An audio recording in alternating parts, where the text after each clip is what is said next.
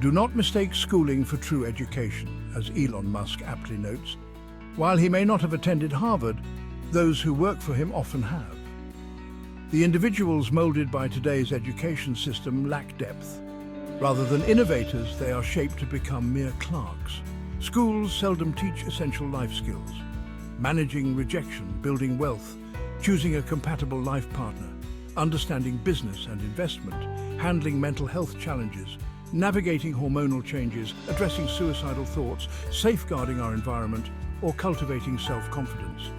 Instead, students learn to rely on AI tools to churn out lengthy assignments with little real understanding.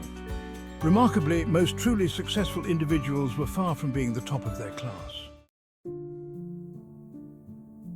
While it has successfully produced a substantial number of graduates who have made notable contributions in various fields, it often falls short of nurturing the holistic development of individuals, primarily due to its entrenched reliance on rote learning and standardized testing.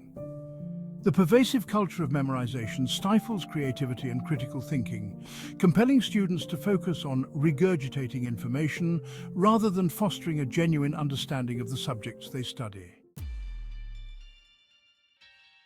School is killing students not only physically, but also mentally. They go to bed late, consumed by the anxiety of upcoming tests, and wake up early, often skipping breakfast, burdened by the relentless demands of their academic workload. They plaster fake smiles on their faces every day, sacrificing their own well-being to appease others, and yet they are labelled as lazy.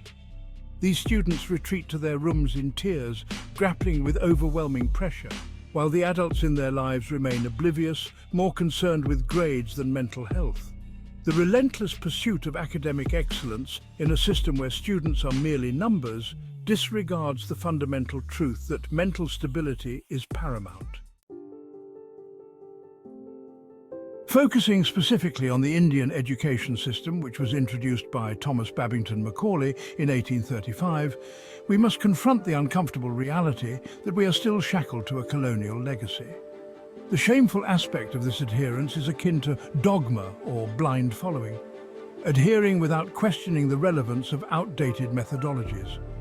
Macaulay's vision was to create a class of English-speaking Indians to assist in administering British rule, prioritizing clerks and administrators over thinkers and innovators. The British education system in India emphasizes subjects such as English, mathematics and science while relegating traditional Indian subjects and languages to the background.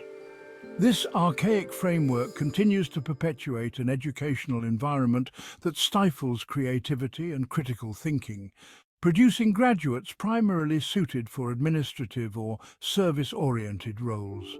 The widespread ridicule directed at the Indian education system raises critical questions. Why do people laugh at it? Why do they feel it's better not to discuss its shortcomings? The exclusion of scholarships for students excelling in sports, arts and other extracurricular activities highlights a disturbing trend, a narrow definition of success that revolves solely around academic achievement. Why do we prioritize rote learning, colloquially known as rata mana in Hindi, over fostering a genuine love for learning? Students who possess great thinking capabilities, demonstrate high intellect, and exhibit exceptional reasoning are often marginalized, labeled as backbenchers, and pulled down to failure by peers and teachers alike. Mark my words, marks are just a number. A successful person is defined by their mindset and perseverance. If a student aspires to become a billionaire through business, what kind of relevant knowledge does the Indian education system provide? The answer is disheartening, virtually nothing. There is a glaring absence of business-related education until class 11, leaving students ill-prepared for the entrepreneurial challenges that await them. If a student has decided as early as class 8 that they want to pursue a career in business, why must they endure years of irrelevant subjects like science and social studies? Specifically, why must they study non-Indian history and civics unless it directly impacts their understanding of India? To remedy these issues, the curriculum must undergo significant reforms. Each chapter should elucidate why the topic is relevant, its impact on India and its potential utility in the future. Education should not merely be an exercise in memorization, but rather a gateway to self-discovery and personal development, empowering students to explore their passions and contribute meaningfully to society. The time for a paradigm shift is now. The future of India's education system depends on our collective will to embrace innovation, inclusivity, and a genuine passion for learning.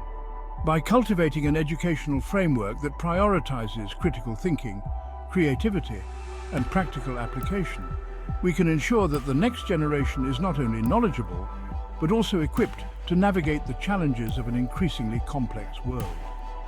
In this quest for a more enlightened and effective education system, the voices of students, parents, educators, and thought leaders must be heard, fostering a collaborative dialogue that paves the way for meaningful change. The future of India's education system lies in our hands, and it is our responsibility to ensure that it evolves to meet the needs of its diverse populace.